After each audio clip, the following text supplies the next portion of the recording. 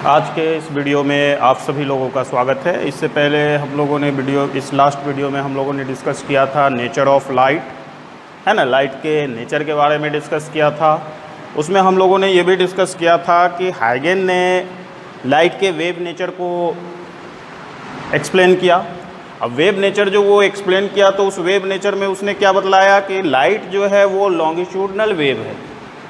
ठीक है, light longitudinal wave है, तो लॉन्गिट्यूडनल वेव के प्रोपगेशन के लिए उसने ये बतलाया कि लॉन्गिट्यूडनल वेव के लिए प्रोपगेशन के लिए एक हाइपोथेटिकल मीडियम, काल्पनिक माध्यम ईथर को इमेजिन किया।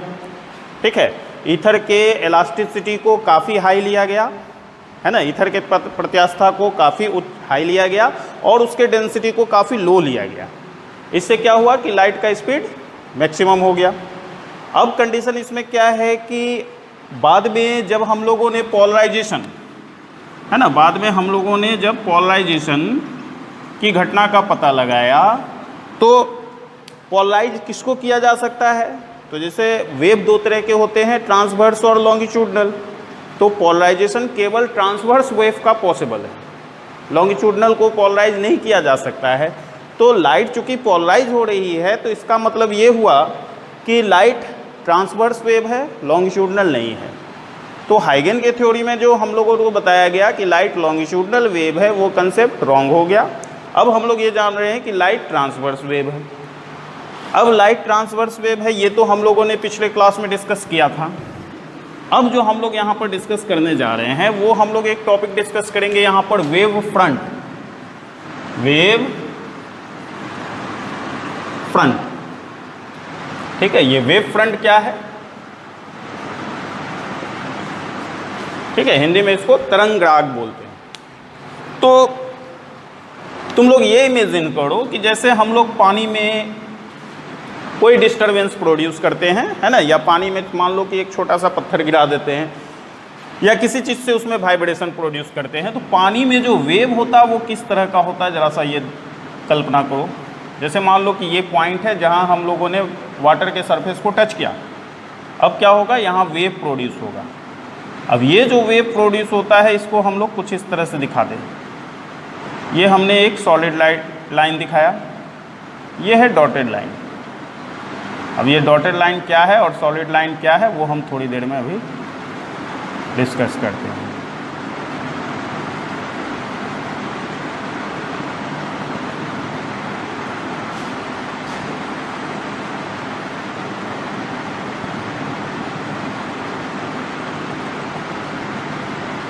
ठीक है, कुछ इस तरह का वेव का कंसेप्ट होगा। अब अगर इसी वेव को हम लोग इसका क्रॉस सेक्शन देखें, हम लोग साइड से इस वेव को अगर देखें तो कुछ इस तरह का ये वेव होगा।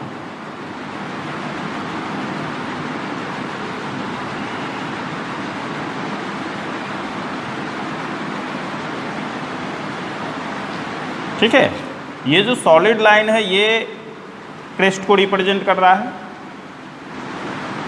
और ये जो डॉटेड लाइन है ये ट्रफ को रिप्रेजेंट कर रहा है।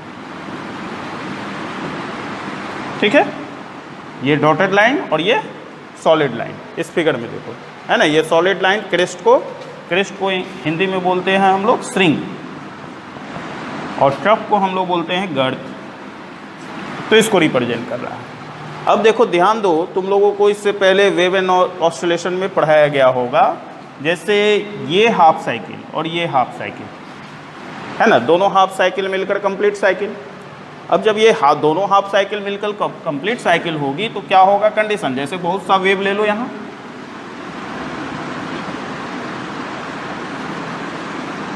मान लो ये हमने बहुत सा वेव ले लिया।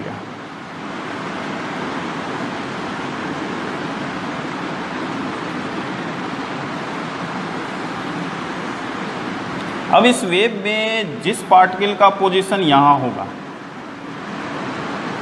है ना, जैसे ये तो ओरिजिन हो गया जहाँ से वेव स्टार्ट हुआ, इसके लिए फेज़ हम लोग क्या लेते हैं, ज़ीरो। फेज़ क्या है, तो अगर मीडियम ऑफ पार्टिकल के मोशन के पोजीशन को हम लोग एंगल के टर्म में रिप्रेजेंट करते हैं तो उसको हम लोग फेज़ कहते हैं।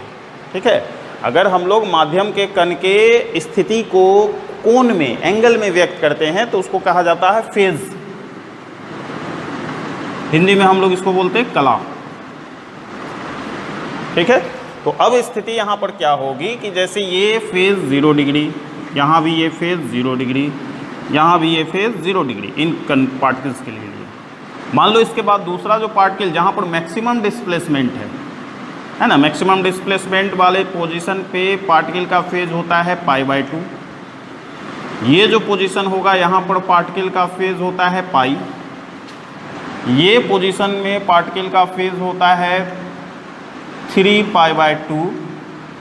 ठीक है, और ये जो पोजीशन होता है इस पोजीशन में पार्टिकल का फेज होता है 2π। ठीक है, ये अलग अलग पोजीशन। अब मान लो कि यहाँ पर जो पार्टिकल है इसका फेज π/2, यानी कि उसका पोजीशन सेम। यहाँ पर जो पार्टिकल होगा उसका भी फेज π/2, इसका पाई, इसका 3π/2 और इसका 2π। सेम कंडीशन इसके साथ भी होगा, π/2 पाई, 3π/2 और ये 2π। अब देखो कंडीशन यहाँ पर क्या हो गई कि ये पार्टिकल और ये पार्टिकल, इन तीनों का फेज क्या है, सेम है। इन तीनों का फेज अगर सेम है तो हम लोग क्या कर सकते हैं, इन तीनों पार्टिकल को मिलाने के लिए एक प्लेन ड्रॉ करते हैं। ध्यान देना, हमने क्या कहा, प्लेन। ये लाइन नहीं है, प्लेन है, 3 डायमेंशनल फिगर होगा, ये प्लेन ड्रॉ किया। उसी तरह से ये जो इस पॉइंट पर जो पार्टिकल है इसका फेज है पाई, इसका भी फेज पाई, इसका भी फेज पाई। इसको भी मिलाने के लिए हमने एक प्लेन ड्रॉ किया, इसको भी मिलाने के लिए एक प्लेन ड्रॉ किया, इसको भी मिलाने के लिए एक प्लेन ड्रॉ किया, है ना। अब देखो कंडीशन यहाँ पर क्या है कि ये जितना भी प्लेन मैंने ड्रॉ किया, इन सारे प्लेन में जो पार्टिकल है उस पार्टिकल का फेज क्या होगा, सेम होगा, है ना। जैसे ये प्लेन, इस प्लेन पर जो भी पार्टिकल होगा उसका फेज सेम होगा। तो हम लोग क्या कह सकते हैं कि सेम फेज वाले पार्टिकल को मिलाने वाले प्लेन को हम लोग क्या कहते हैं, वेव फ्रंट। ठीक है, सेम फेज वाले पार्टिकल को मिलाने वाले प्लेन को वेव फ्रंट कहा जाता है। ठीक है, सेम फेज वाले पार्टिकल को मिलाने वाले प्लेन को वेव फ्रंट हम लोग कहते हैं। और ये जो वेव फ्रंट है, इस वेव फ्रंट का शेप सोर्स पे डिपेंड करेगा, है ना। वेव फ्रंट का जो आकार होगा वो शेप पे डिपेंड करेगा। अब जैसे देखो यहाँ पर ये पॉइंट है ना, इस पॉइंट से वेव प्रोड्यूस हुआ, तो इस पॉइंट से जो वेव प्रोड्यूस हुआ वो चारों तरफ फैलेगा, फुटबॉल की तरफ। ठीक है, तो जैसे ये जो पार्टिकल है, मान लो इस पार्टिकल के प्लेस पर हम लोग किसी लाइट सोर्स को ले लेते हैं, प्रकाश स्रोत को ले लेते हैं। अब पॉइंट सोर्स होगा तो इस पॉइंट सोर्स से लाइट किस किस दिशा में जा सकती है, सभी दिशाओं में, है ना। फुटबॉल के शेप में, गोला के शेप में, वो सभी दिशाओं में जाएगी। तो जब सभी दिशाओं में लाइट जा रही है, कहाँ, बाहर की तरफ, ऐसे।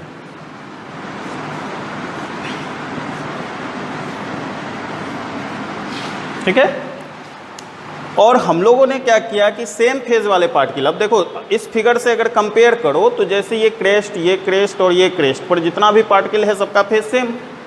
तो हमने अभी क्या किया था कि सॉलिड लाइन से क्रेस्ट को रिप्रेजेंट किया था, डॉटेड लाइन से ट्रफ को रिप्रेजेंट किया था। तो क्या होगा यहाँ पर जितने भी सॉलिड लाइन वाले पॉइंट है, ये सॉलिड लाइन को जो हमने अभी ड्रॉ किया था, इसका अगर हम लोग लाइट सोर्स की बात करेंगे तो इसका शेप कैसा होगा, गोला। ठीक, और ये जो गोला है ये लाइट के डायरेक्शन के क्या है, नॉर्मल। तो हम लोग वेव फ्रंट को ड्रॉ करते समय क्या ध्यान में रखते हैं कि लाइट जिस डायरेक्शन में प्रोपेगेट कर रहा है उस डायरेक्शन के नॉर्मल डायरेक्शन में हम लोग प्लेन ड्रॉ करते हैं। ठीक है, लाइट जिस डायरेक्शन में प्रोपेगेट कर रहा है उसके नॉर्मल डायरेक्शन में हम लोग एक प्लेन ड्रॉ करते हैं। वो प्लेन क्या हो गया, वेव फ्रंट हो गया। ठीक है, यानी कि वेव फ्रंट क्या है, तो वेव फ्रंट लोकस है सेम फेज वाले पार्टिकल को मिलाने का।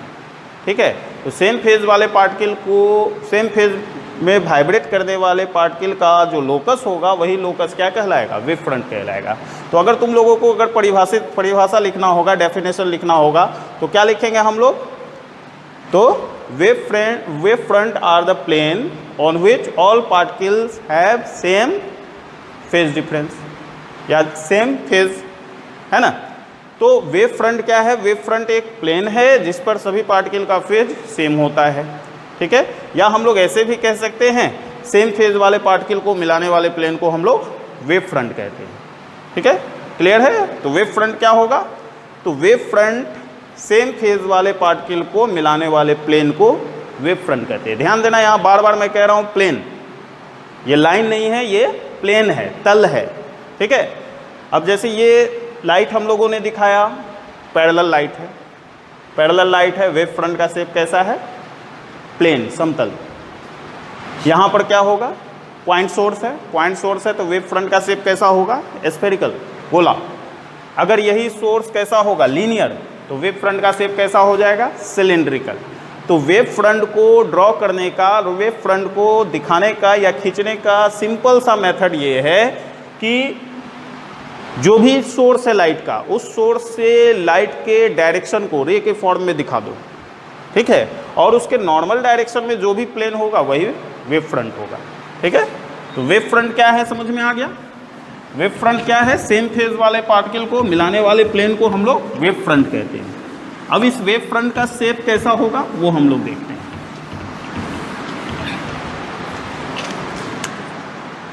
तो जैसे हम लोग यहाँ देखें, टाइप्स ऑफ वेव फ्रंट, है ना, वेव फ्रंट के प्रकार। जैसे फर्स्ट टाइप जो इसमें लेते हैं हम लोग, स्फेरिकल, यानी कि गोलीय, ठीक है। तो ये स्फेरिकल वेव फ्रंट कब हम लोगों को मिलेगा? तो स्फेरिकल वेव फ्रंट कब होगा? जब सोर्स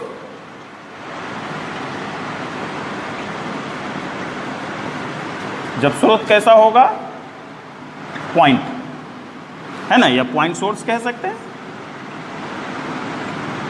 जब पॉइंट सोर्स होगा, बिंदु की तरह होगा सोर्स, तो उसका वेव फ्रंट कैसा बनेगा? स्फेरिकल। जैसे मान लो कि ये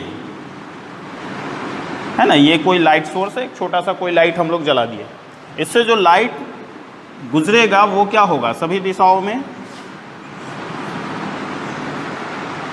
इस फिगर में हम लोग 3 डायमेंशन शेप तो दिखाएंगे नहीं, दिखा नहीं सकते हैं, तो हम लोग इसको 2 डायमेंशन के ही फॉर्म में लिए। लेकिन ध्यान में रखना, ये सोच के चलना, ये कैसा होगा? गोला। अब देखो क्या होगा। अब जैसे हम लोग इसके सेंटर से सेम डिस्टेंस पर, है ना, ये नॉर्मल पॉइंट ले लिए, सेम डिस्टेंस पर,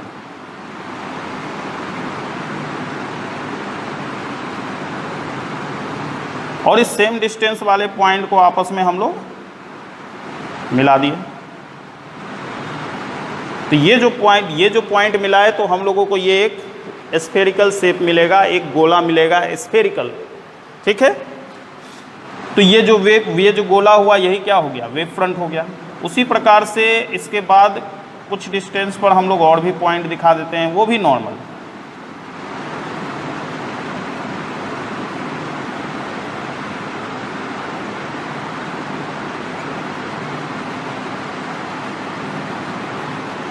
ये भी वेव फ्रंट हो गया, है ना। तो क्या हम लोग देख रहे हैं यहाँ पर कि पॉइंट सोर्स के लिए जो वेव फ्रंट होगा उसका शेप कैसा हो जाएगा? स्फेरिकल, 3 डायमेंशनल है। लाइट जब गुजरेगी पॉइंट सोर्स से तो चारों तरफ गुजरेगी, इसलिए इसका शेप हो गया स्फेरिकल।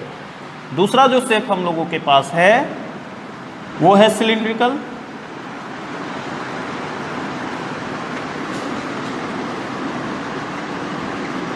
बेलनाकार, ठीक है। सिलिंड्रिकल किस सोर्स के लिए होगा? सोर्स इसका होगा लीनियर, रेखीय, ठीक है। अगर सोर्स लीनियर होगा तो उसके कारण जो वेव फ्रंट होगा उसका शेप कैसा बनेगा? सिलिंड्रिकल। जैसे देखो, मान लो यही एक लाइट सोर्स है, जैसे ट्यूब लाइट, है ना। तो ट्यूब लाइट का शेप कैसा है? लीनियर, ठीक। अब लीनियर होगी तो इससे जो लाइट गुजरेगी वो सभी दिशाओं में एक समान रूप से,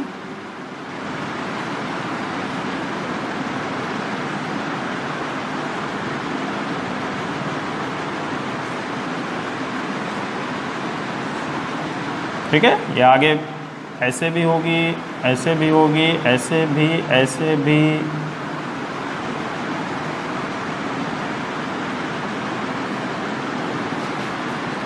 चारों तरफ फैलेगी। हम लोग क्या करते हैं, इस पर भी सेम डिस्टेंस पर एक प्लेन ड्रॉ किया।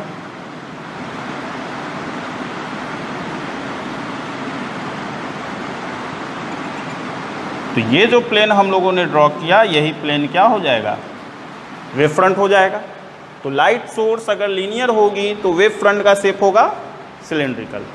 ठीक है। तीसरा जो इसका शेप है वो है प्लेन।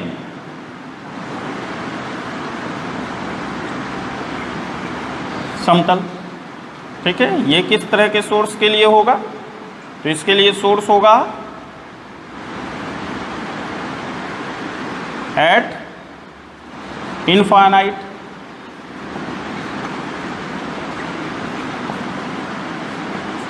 ठीक है। अगर सोर्स को हम लोग कहाँ रख देंगे, इनफाइनाइट पर। अब इनफाइनाइट पर बोलने का मतलब क्या है कि जैसे देखो यहाँ पर मान लो कि ये कोई सोर्स है, अभी नज़दीक में इसका वेव फ्रंट लेंगे तो उसका शेप कैसा मिलेगा हम लोगों को, कर्व या स्फेरिकल। पूरा हम लोग नहीं दिखा रहे हैं, जैसे जैसे डिस्टेंस बढ़ाएंगे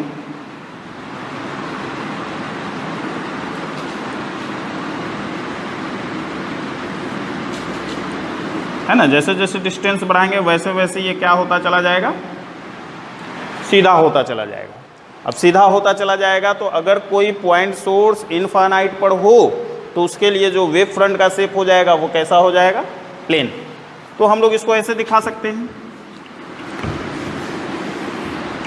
मान लो सोर्स है इनफाइनाइट पर, एट इनफाइनाइट।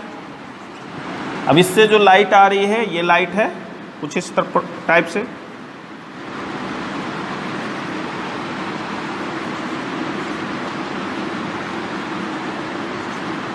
ठीक है। तो इसके लिए जो वेव फ्रंट का शेप होगा वो कैसा हो जाएगा, प्लेन, कुछ इस प्रकार का।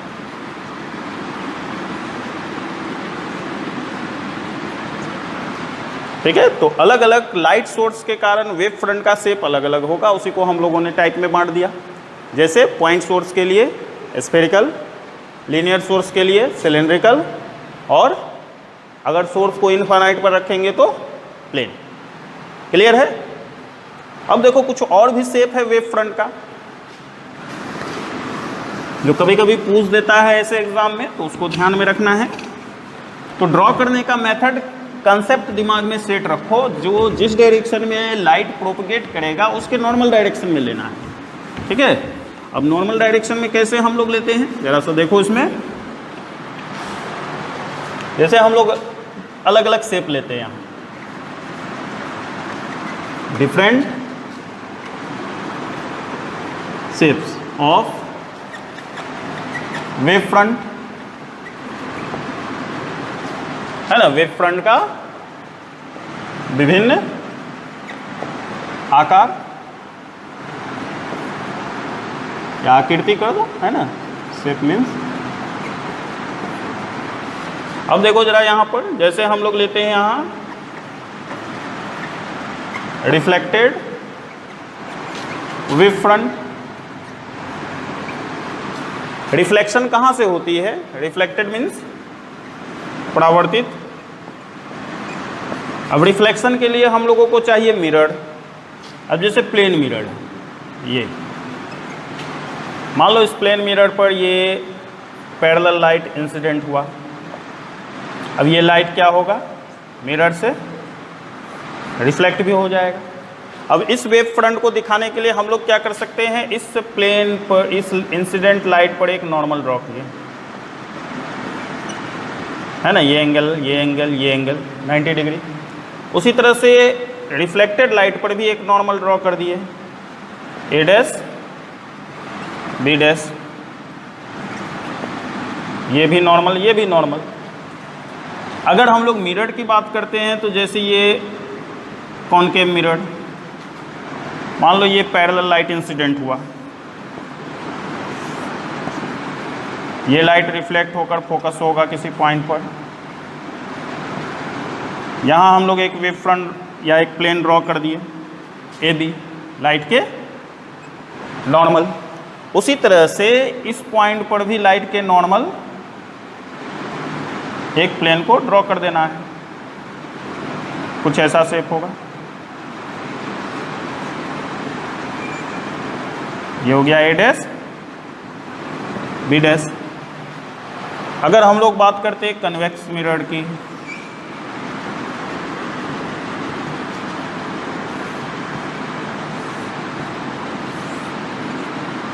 ये इंसिडेंट लाइट, इस पर नॉर्मल ड्रॉप कर दिए तो ये हो गया इंसिडेंट वेव फ्रंट। और ये लाइट जाएगी कैसे,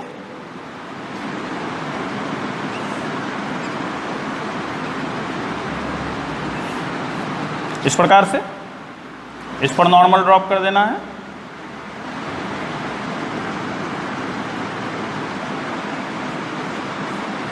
ये नॉर्मल ड्रॉ कर दिए हम लोग,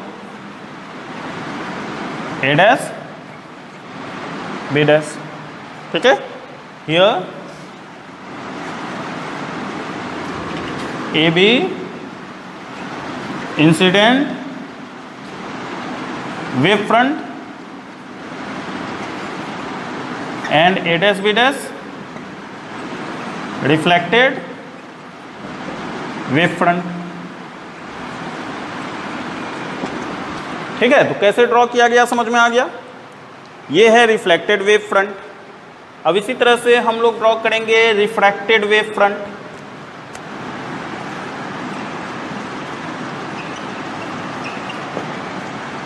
अपवर्तित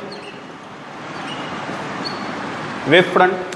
अब रिफ्रैक्शन कहाँ से होती है, लेंस से। चलो देखो यहाँ,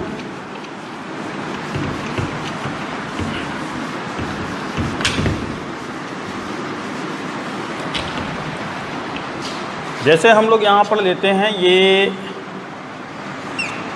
कन्वेक्स लेंस,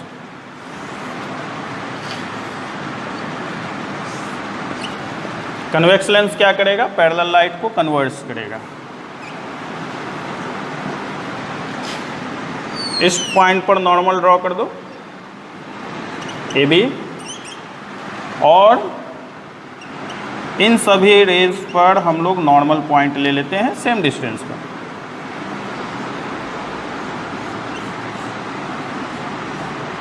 है ना, ये हो गया ए डैश बी डैश, ये हो गया रिफ्रैक्टेड वेव फ्रंट। उसी तरह से कनकेव लेंस की बात करते हैं हम लोग।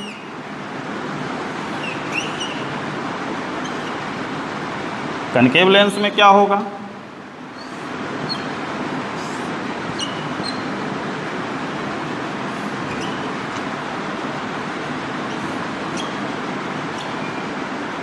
ये हो गया इंसिडेंट वेव फ्रंट, और इस पर, इस लाइन पर नॉर्मल ड्रॉ कर देना है।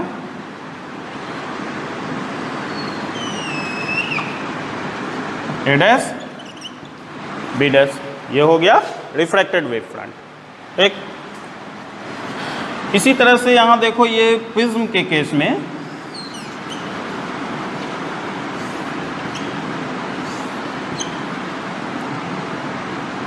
दो ही लाइट रहने देते हैं। इस पर एक नॉर्मल ड्रॉ किए ए बी, इस पर नॉर्मल ड्रॉ किए ए डैश बी डैश, और ये इमर्जेंट होगा। इस पर भी नॉर्मल ड्रॉ किए A dash double dash B double dash. ठीक है, तो ये वेव फ्रंट का अलग अलग शेप है, इसको ध्यान में रखना है।